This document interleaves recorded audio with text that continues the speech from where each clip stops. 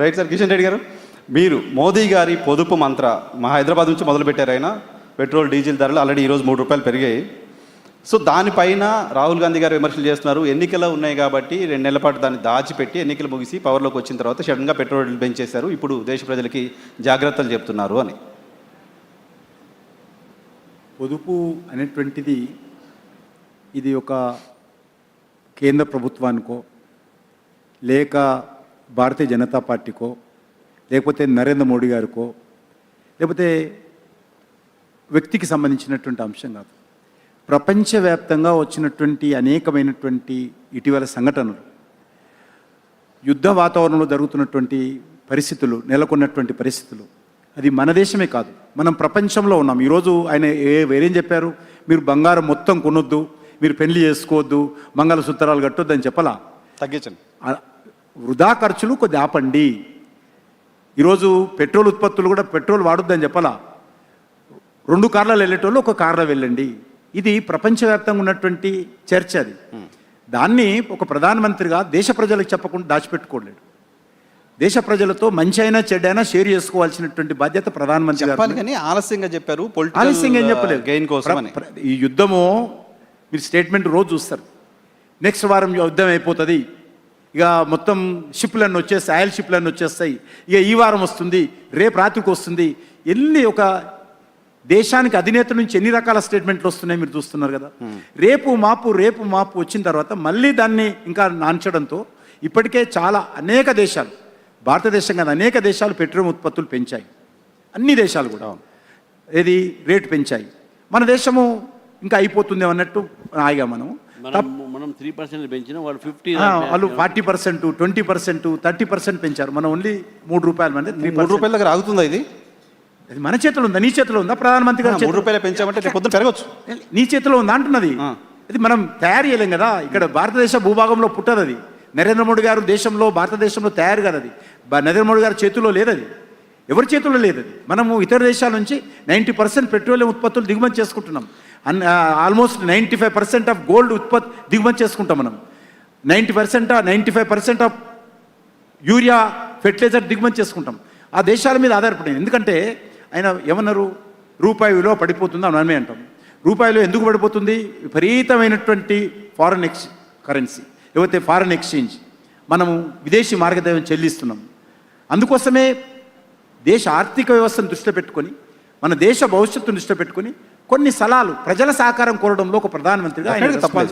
కాబట్టి అది అందరం కూడా పాజిటివ్గా తీసుకోవాలి. ఆయన ఎవరు బంగారం కొనొద్దు అన్నట్టు, బంగారం అమ్మకం నిషేధం చేసిన లేదు మీరంటలేను, మీరంటలేను, కొన్ని రాజకీయ పార్టీలు అంటున్నారు బంగారం షాపులన్నీ తాళం వేసినట్టు, పెట్రోల్ పంపులకు అన్నింటినీ తాళం వేసినట్టు మాట్లాడుతున్నాం.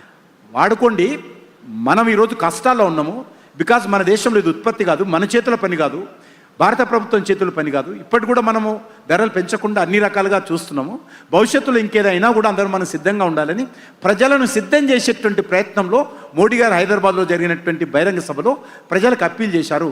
ఈరోజు కష్టం వచ్చినా నష్టం వచ్చినా ప్రజలను సహకారం అందించాలని కోరుతున్నారు తప్ప ఇంకే వేరే విషయం చెప్పడం లేదు.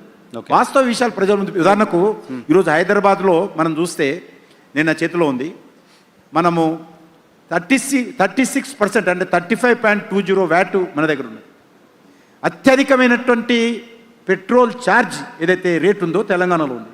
ఢిల్లీలో చూసినా అంతటా తక్కువ ఉంది. ఏపీ తెలంగాణ ఎక్కువ ఉన్నాయి. ఏపీ తెలంగాణ ఎక్కువ ఉన్నది. ఏపీ కంటే ఎక్కువ ఉన్నాం మనం. కాబట్టి మొన్న ఈ యొక్క యుద్ధం సమయంలో కూడా మోడీ గారు పెట్రోల్ డీజిల్ మీద ధరలు తగ్గించాడు. మీరు క్యాబినెట్లో ఉన్నారు, నిజంగా యాక్చువల్ డిస్కషన్ ఏంటి సార్ క్యాబినెట్లో? బయటికి మాకు తెలిసేది కొంత, మీరు తెలంగాణ నుంచి రిప్రజెంట్ చేస్తున్న క్యాబినెట్లో ఉన్నారు. నిజంగా అంత ఆందోళనకరమైన పరిస్థితి ఉందా? కరోనా లాంటి పాండమిక్ లాంటి పరిస్థితులు రాబోతున్నాయనే భయం చాలామంది ఉంది, చాలామంది వింటున్నారు. మీరు రెస్పాన్సిబుల్ పర్సన్గా ఉన్నారు భారత ప్రభుత్వం తరఫున. సో ఎటువంటి సిచ్యువేషన్ వచ్చే నెల రోజుల తర్వాత? Corona situation is different. అప్పుడు కూడా మరి సప్లై మీద ఇంపాక్ట్ పడ్డది, సప్లై మీద. ఇప్పుడు కూడా సప్లై మీద ఇంపాక్ట్ ఉంది. అందులో కొన్ని వస్తువులు ప్రపంచవ్యాప్తంగా సప్లై చైన్ దెబ్బతిన్నది. కాబట్టి మనము ఈ విషయం దృష్టి పెట్టుకొని చర్యలు తీసుకోవాల్సిన. ఇప్పుడు వాస్తవంగా దేశంలో పెట్రోల్ ఉత్పత్తులు కొరత లేదు, యాజ్ ఆఫ్ నౌ లేదు, గోల్డ్ కొరత లేదు. కానీ భవిష్యత్తును దృష్టిలో పెట్టుకొని ప్రజలను మోటివేట్ చేసి ఏదైనా జరగవచ్చు. మన చేతుల్లో లేని పని కదా. మోడీ గారు ఈరోజు 40 దేశాల నుంచి పెట్రోల్ ఉత్పత్తులు దిగుమతి, 40 కంట్రీస్, చిన్న చిన్న కంట్రీస్, ఎంత దొరికితే అక్కడ ఏ రేట్ అయినా సరే, ఎంత రేటు ఆ దేశం చెప్పినా కూడా ఒక దేశానికి సంబంధించినటువంటి రేట్ ఇంకో దేశానికి సంబంధం లేకుండా ఉంది. సో దేశ ప్రజలకు మీరు చెప్పేది అప్రమత్తంగా ఉండండి, అంతే. సమస్య ఎందుకంటే లేదు. ఒక విషయం, ఒక దేశం నుంచి తెస్తున్నటువంటి పెట్రోలియం రేట్ ఇంకో దేశంలో లేదు. ఆ రకంగా ఇష్టారాజ్యంగా ఆ దేశాలు రేట్లు పెంచుకున్నాయి.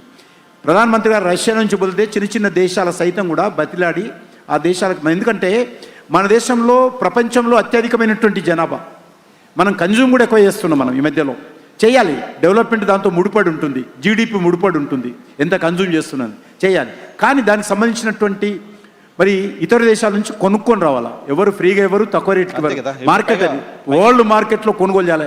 ఎంత ప్రేమ ఉన్నా రష్యా లాంటి వాళ్ళు మోడీ గారి యొక్క పరిచయం కారణం కొంత సహాయ సహకారాలు అందించు తప్ప మిగతా దేశాలు వ్యాపారం చేస్తారు. వాళ్ళు వ్యాపారంలో నువ్వు వరల్డ్ మార్కెట్లో, ఓపెన్ మార్కెట్లో కొనుక్కొచ్చుకొని నా దేశ ప్రజలకు ఇవ్వాలి, సబ్సిడీ రేట్లో ఇస్తూ ఉన్నాం.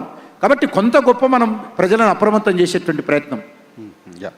సార్, రాష్ట్రానికి సంబంధించిన ఇష్యూస్కి వస్తే, రాష్ట్రంలో ప్రజెంట్ రైతులు కళ్ళాల్లో ధాన్యానికి సంబంధించి ఇబ్బందులు పడుతున్న పరిస్థితి ఉంది. చాలా ఇష్యూస్ ఉన్నాయి ఫార్మర్స్కి సంబంధించిన ఇష్యూస్లో. ఈ ఫార్మర్స్కి సంబంధించిన ఇష్యూలో భారతీయ జనతా పార్టీ